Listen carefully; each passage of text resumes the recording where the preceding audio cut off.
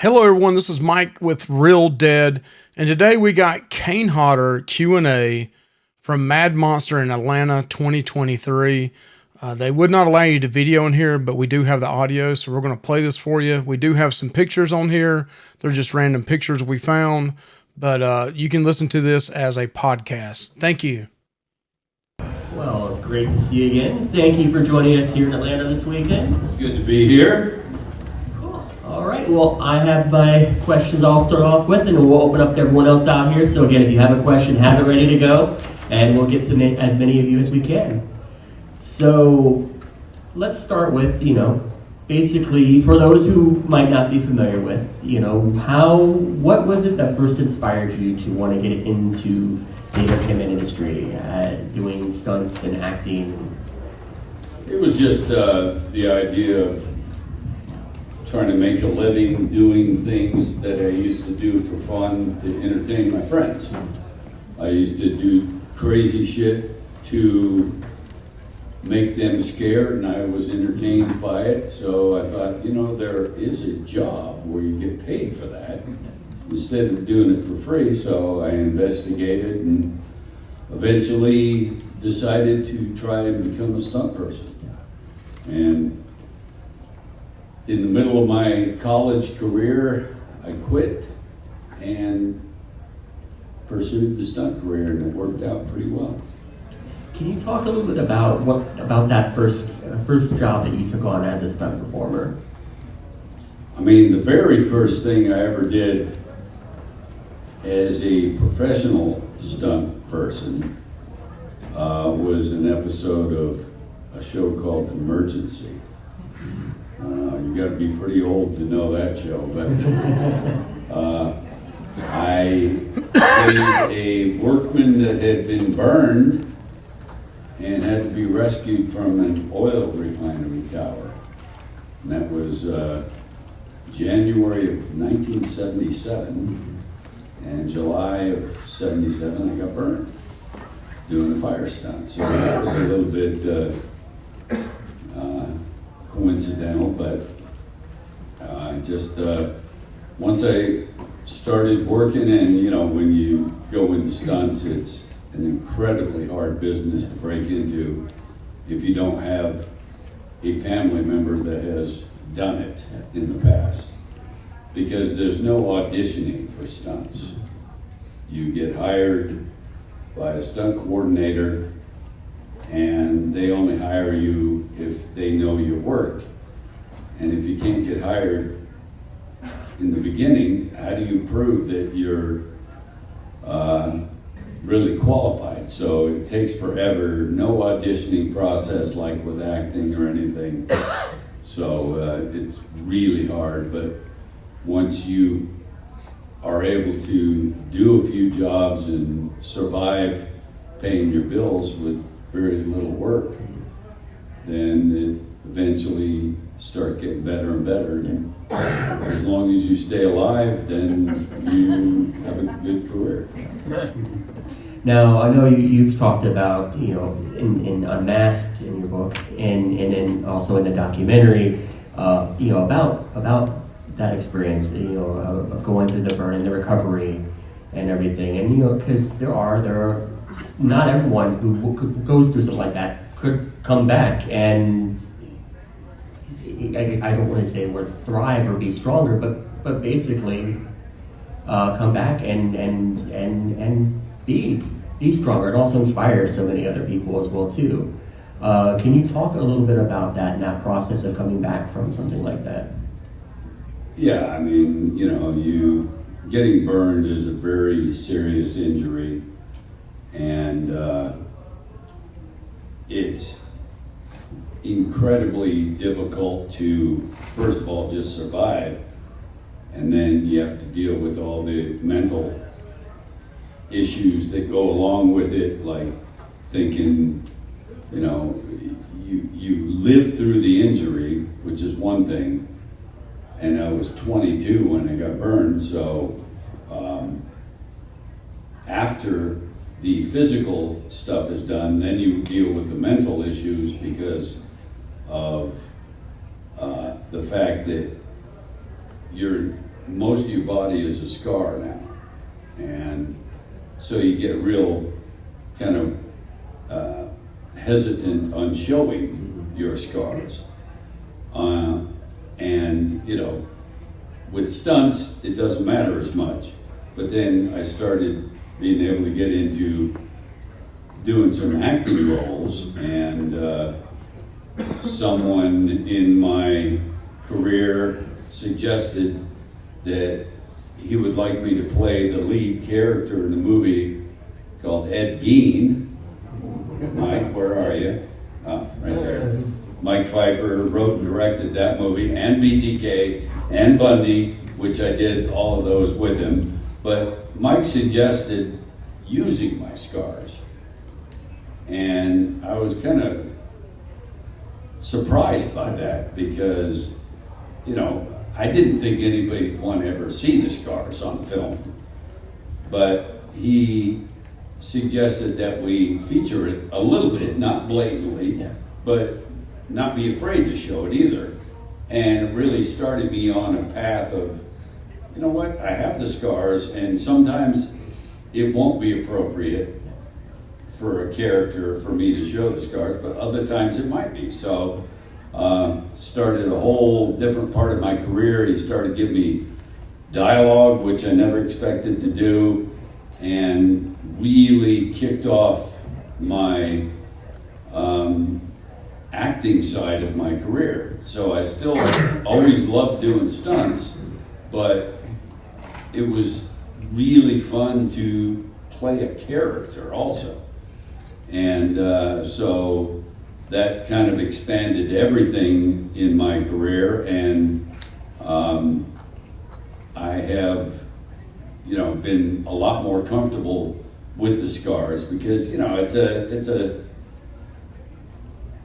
business where you're conscious of how you look, typically. But Mike helped me embrace that part of my career, and it has really taken off. I don't know if, did I talk to you about The Activated Man, Mike? No. Because I just did a movie recently where I had by far the most dialogue I've ever had. You know, I had a decent amount of dialogue in BTK and Bundy and stuff, but this movie is, I guess, just came out or is just coming out, and I have like maybe it doesn't sound that impressive, but for someone that's never been trained as an actor, I've never had any acting training, and I have a scene in the movie that is 5 minutes long of just myself and another actor talking to each other. And that's something I never thought I would do, because not having training, how do you expect to think you can pull that off? But I'm very happy with the movie, and it's a very interesting kind of a psychological film if you want to take a look at it. Now we can talk about stuff because the strike's over. So, but it's I would have never thought I would enjoy dialogue as much as I enjoy doing stunts, but I do. And it's not because I'm just old as shit now and can't hit the ground like I used to. It's just that it's just as challenging, if not more so. Not in the physical way, but, you know, to really get into a character and you know, playing Jason and Victor Crowley and stuff, especially with Victor, because that was kind of developed between myself and Adam Green, brand new character, but both of us working together, kind of developing how the character would be and stuff, was really a lot of fun. And now I'm able to get more into a character, and with making points within the film of just speaking is just, you know, it's as much fun as being on fire.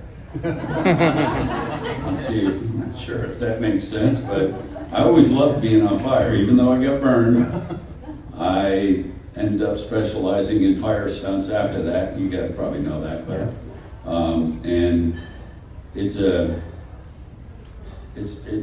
probably impossible to describe it, but whenever I was on fire, I felt at peace.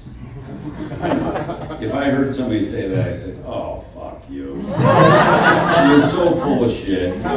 But it was always a relaxing feeling. There's no way that anybody could understand it, but because you can't hear anything when you're on fire.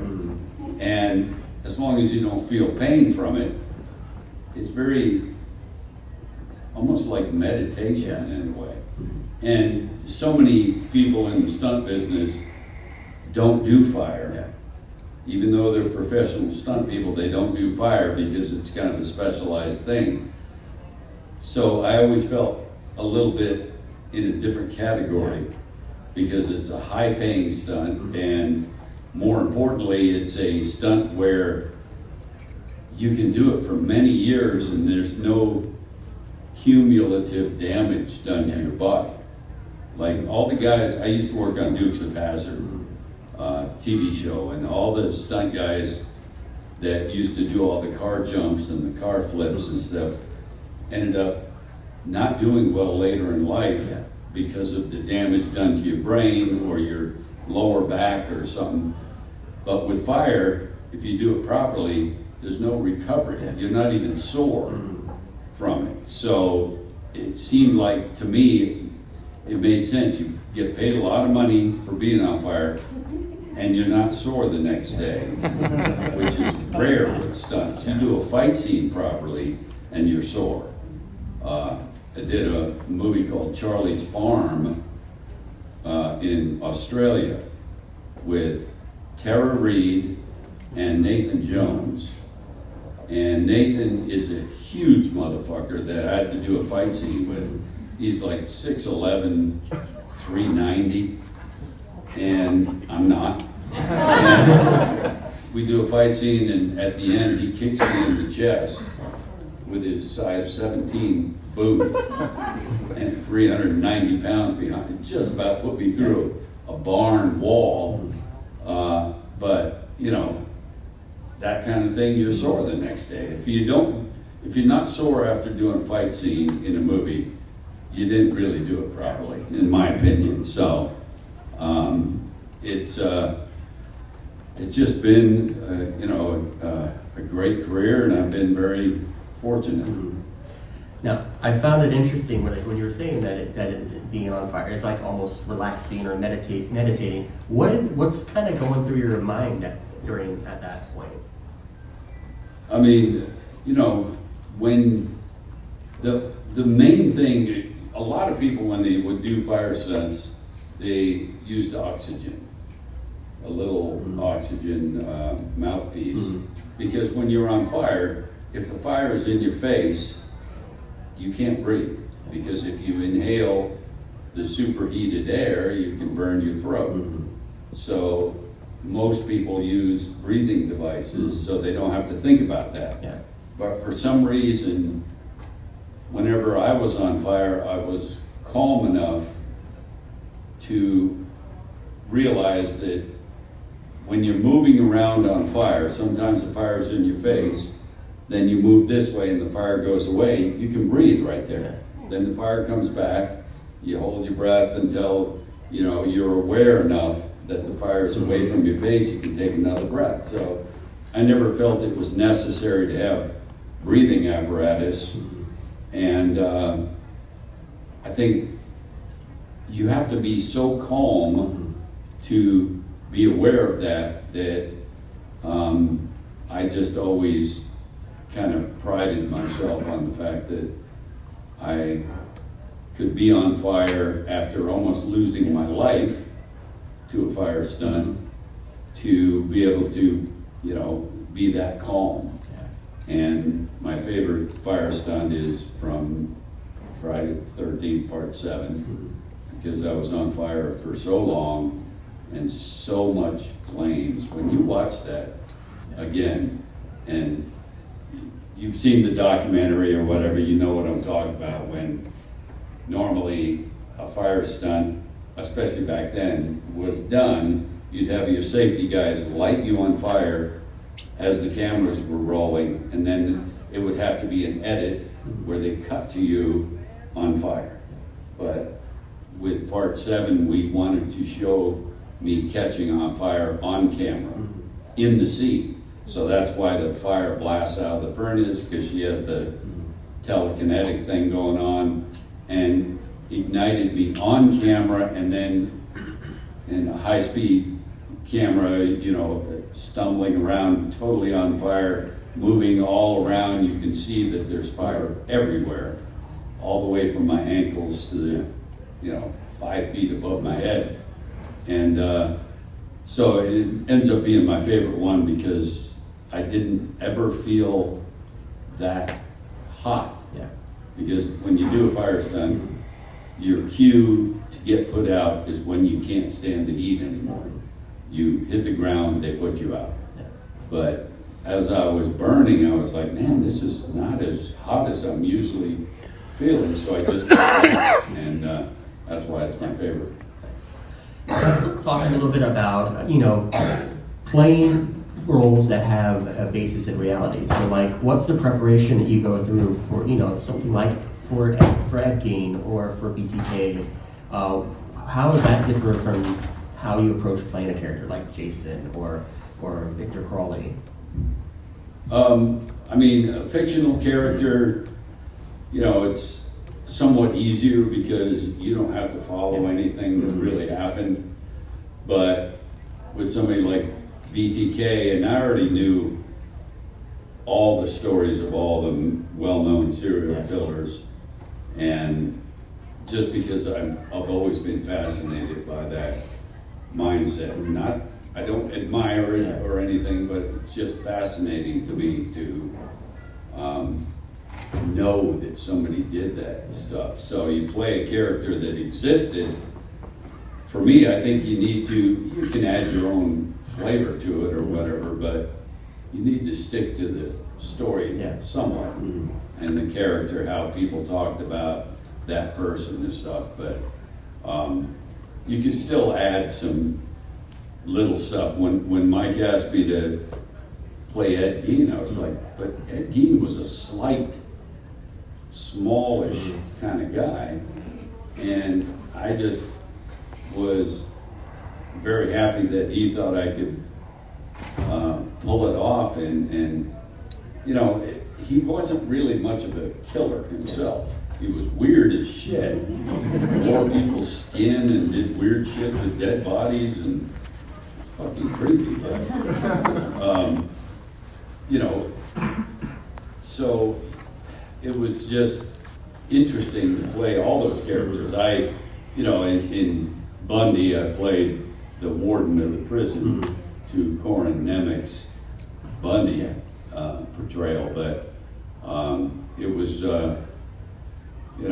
it just gave me a whole, like I said, whole different side of my career, and that's pretty much all I do now is dialogue. Let me go ahead and open up to some audience questions. So have your hands up nice and high. We have a microphone as well too. So we'll go with you first, and then we'll get you in the back next. Hey Kane, I've always really admired your work in Friday the 13th, and I would say that you are my personal favorite Jason. I've always wondered, and I've asked other like Jason stunt workers, like Derek Mears and whatnot, aside from yourself, who is your personal favorite Jason? Is it like Derek Mears or C.J. Graham? Is it Warrington? Warrington didn't do a whole lot in the movie, did he? Warrington. Anyway, I do have a favorite prior performer, and that's CJ. I think just as a fan of the Friday movies, if I disregard mine, I think he did the best. Followed closely by Ted White in part 4, and even Richard Brooker in part 3 was pretty good. Kersinger did pretty well in Freddy vs. Jason.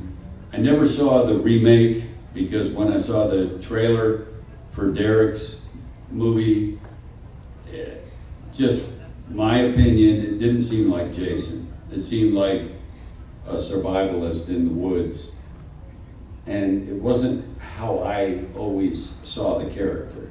So that's the one movie I never saw, so I don't know about that one, but I think CJ did the best.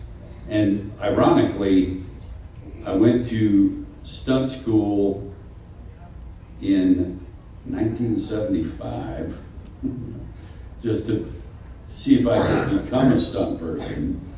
And it was in Santa Monica, and there was only, I think, 5 students in the school, and they used to teach us how to do fight scenes and high falls and stuff. And I couldn't afford to be an official student, but I would, the class, stunt class was Monday, Wednesday, and Friday every week at a gym in Santa Monica. And I found out that the people in the class would go on Tuesday, Thursday, and Saturday and just train by themselves in between the class days. And so I started going to the gym on those days and started kind of hanging out with the guys and kind of training with them. And one of which was a guy named Tom Morgan, who played Jason or Roy, whatever you want to call it, in part 5. And I just think it's incredibly coincidental that the two of us were kind of training together, and we both went on to play the same character many years later. But I got some invaluable training just working with the guys that were actually in the class. And I don't think you could ever do that nowadays, you know, without being an official student. But we used to drag what's called a porta pit, that like pole vaulters and high jumpers land in when they do their physical stuff. And we used to drag it out of the gym around the corner and fall off the building into the pit, which, again, there's no way somebody would let you do that these days. We just climb up on the building that was around the corner and fall off into the pit and just practice. And, you know, normally high fall stunt people are not very big because, you know, a bigger person doesn't typically do a lot of high falls, but I almost enjoyed doing high falls as much as fire. And, you know, back then you had to do as many parts of the stunt business as you could to work more. So, but nowadays it seems like all these, you know, stunt people that work on the Marvel movies and stuff, they do just fight scenes or something. And I was like, man, that would never have worked back when I started because there wasn't enough fight scene work to make a living. So now everybody specializes. So us old timers are like, yeah, you don't know what this stuff, man. Just like the guys I would have made fun of back in the day. You old fuck. You think you're a veteran, but yeah, you know, anyway. Yeah, right back there. All right. As like a bad guy henchman, you've shared the screen with all the action heavyweights like Steven Seagal and Chuck Norris. I'm wondering if you have any stories about working with either of them. Well, yes. I do. Some people have heard some of the not so flattering ones, but Chuck Norris was a pleasure to work with. I did Lone Wolf McQuaid with Chuck and David Carradine. I played one of Carradine's main henchmen in the movie, and I was on it as a stunt person for the whole shoot, which back then was my first time traveling. We shot it in El Paso, and I was there for like 2 months working as a stunt person. I felt like a big shot. And you know, I've done a lot of movies with martial arts people, like a guy named Olivier Gruner. Did a movie with him, fought with him.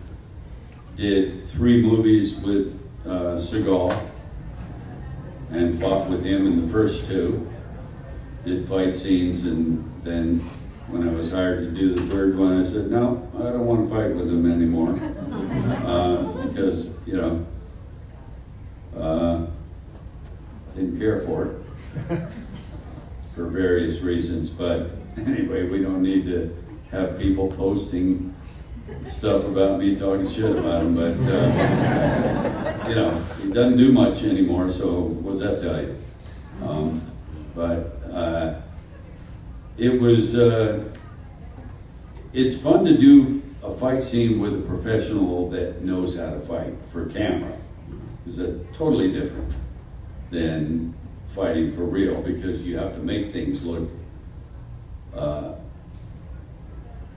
scary and violent without hurting people. And I think that's part of my success as Jason was being able to do exactly that, make it look incredibly violent and scary as hell without hurting people. And there are, you know, actors that don't care about that.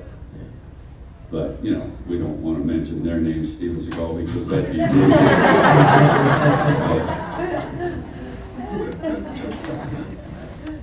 Yes, right here in the front. So I know you're mostly known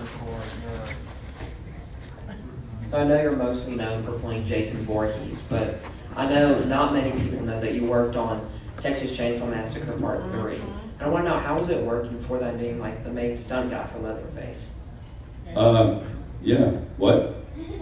And being Leatherface. Yes. Yes. I stunt doubled R.A. He was playing the character of Leatherface, but I was stunt double for him in several scenes, and it wasn't even necessarily that it was stuff he couldn't do, because he probably could have done it, but it was more of a liability situation, because some of the scenes in Chainsaw 3, Leatherface had a big chainsaw with a chain on it running, and their feeling was, if they have the actor do it and somebody gets hurt, then they're going to be in trouble.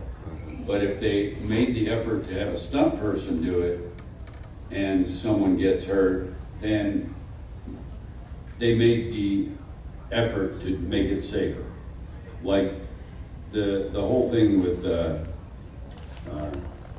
Alec Baldwin with shooting someone. I haven't really heard great things about him as a person on the set, but it's not his fault. No matter what anybody says, if you have been on a film with weapons that fire blanks, it is not the actor's job to make sure there's not a live round in the gun.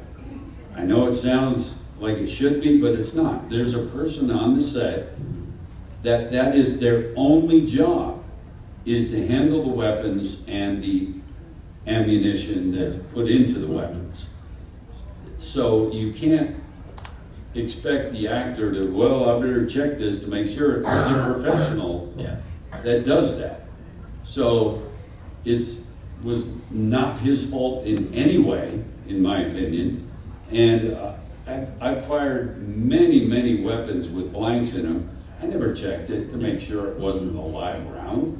It's not my job. So, But with Chainsaw, you know, I was able to do a few shots. I have somebody just gave me a picture that's on my phone of me on the set as Leatherface without the mask on, but with all the wardrobe and everything, and holding the chainsaw and stuff. And it was fun to do, and I guess based on that job, that when Gun Media, or it's Gun Interactive now, there's a company in Lexington that does video games. I did the Friday video game for them, did all the motion capture for Jason. Then, like 2-3 years ago, they said, we're gonna do a different game based on Texas Chainsaw Massacre.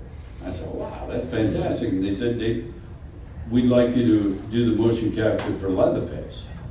And I was a little surprised because I never really officially played the character, but I, as a stunt double for RA, had to recreate his movements so that it looked consistent. And they and I both agreed that the best Leatherface was Gunner. So they wanted the performance within the game to be reminiscent of Gunner, and they figured, well, if I could copy RA, Gunner's not around anymore, maybe I could copy his performance, and that's why we did it. And, you know, we started that game 3 years ago. It just came out in August, and now we're going back at the end of the month to do some more, adding content to it. And we're doing a few more days of motion capture that they're going to add to the game whenever they can, I guess. So yeah, it was to sign things nowadays, like the poster from the video game, and sign my name and sign Leatherface. I will also say it's also it's interesting now. So we're at this point where like you have somebody who can work on a video game, do all that work, and then as months or years go by, you can go back and film additional footage, and then that gets seamlessly inserted into the gameplay because everything's digital now. Right, and you know, I'm sure you realize with motion capture, it's on a sound stage on a floor that is all grid work, and you know, and there's no makeup, there's no wardrobe, because you have to wear the suit with all the sensors on it to capture the movements. And so it's a little different to perform that way because you don't have the additional help of makeup and props. But when we were doing both the Friday and the Chainsaw game, I did wear some stuff just to help my own performance. We used a real chainsaw at times. I wore the Leatherface mask sometimes. I wore the boots, just for my own feeling of it, because it's, as I said, so different that, and I didn't realize that until I started working on the first game, that I could stand on the motion capture stage in my weird spandex outfit, but I could look at a monitor that was facing towards me, and I could move around, and I was already animated. I was already the character. So I'm wearing this weird suit, but I look at the monitor and I'm Leatherface. And it really helped be able to, you know, enhance the performance, because I could rehearse and watch myself and see what I liked. Whereas you don't really have that luxury on a film, you know. Another question out there in the audience. Just raise your hand up. We'll go ahead and get to you. Yes, right there. Hi, Kane. I'm Heather. Hey. I'm curious if you were consulted or had anything to do with the fan films Never Hike Alone. I did not. Did you know think about huh? Did you know about them? Oh, yeah. Yeah. Yeah. And, you know, it's an interesting situation because, you know, it's technically a fan film because they don't have the rights and all that. So, but from what I've heard, it's a pretty decent attempt. And, you know, it's, yeah, I should take a look at it, really. I've seen pieces of it, but, and there's been a couple others that have come out recently. I think Rose Blood is the subtitle one, another fan film, Jason thing. But because of playing a character like that, I've also been able to do films like 13 Fanboy. I don't know if you've heard of that one. Yeah.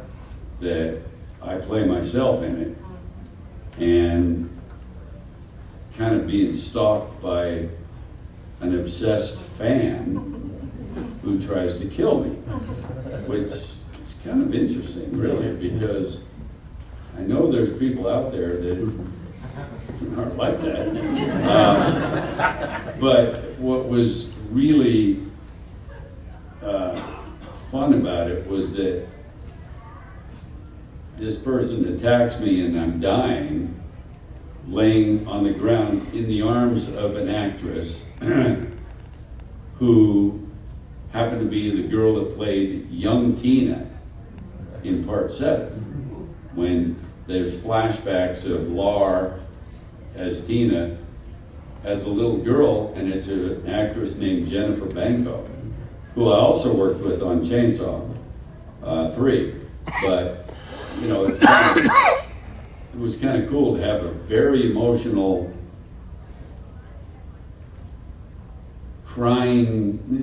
dying, crying scene, which I helped kind of write some of the dialogue to make it more personal and stuff. And, you know, I never thought I would be able to do anything like that. I never thought I'd have the opportunity to do an emotional scene or even comedy like the movie Smothered that John Schneider directed. And I used to work with him on Dukes, like I said. But he directed a movie where we, again, all of us played ourselves, but in a comedic way. So, you know, playing a character like Jason has opened so many other doors. Always loved playing that character, but the other stuff that has happened as a result has been amazing. Well, I think we have time for one more question. Does anyone out there have one they'd like to ask? Yes, right there. You've done some amazing stunts over the course of your career, and you mentioned that you still obviously have a fondness for Jason. Was there ever a stunt in one of the other Friday films that you kind of wish you could have done, or a gag that you just thought really came off well? In a Friday film that I did not do, you mean? Yeah, one of the earlier ones. I always loved the motorhome scene from part 6, which would have been a lot of fun to do. And you know, it's a good movie. And if I had not had John Beekler campaigning for me to play the character, and he just would not hear of anything else. And even he fought with Paramount for weeks. They would say, well, we've never heard of this guy. And he'd say, I know you haven't, but you gotta trust me. He's gonna be the guy that plays the character well. And he finally convinced them, but had it not been for him on my side, I think CJ would have continued. And, you know, I still feel kind of guilty about that I fucked over CJ, but I think he would have done it again had it not been for Beekler. And, you know, Beekler changed my career also, so. Well, it's always a pleasure having you here on our stage at Mad Monster. Thank you so much once again for sharing your stories. Thank you, guys.